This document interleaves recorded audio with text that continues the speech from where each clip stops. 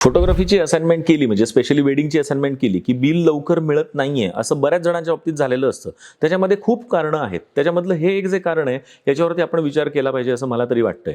काय आहे ते कारण? आपण वेडिंग फोटोग्राफीमध्ये कॅन्डिड फोटोग्राफर असेल किंवा ट्रॅडिशनल फोटोग्राफर असेल, डिजिटल कॅमेरा हातात मिळालाय म्हणून लिटरली बर्स्ट मोडवरती प्रचंड फोटो काढत सुटतो. म्हणजे नवऱ्या मुलीनं मान अशी आणि इथून एवढी करेपर्यंत आपले 30-30, 40-40 फ्रेम्स झालेले असतात.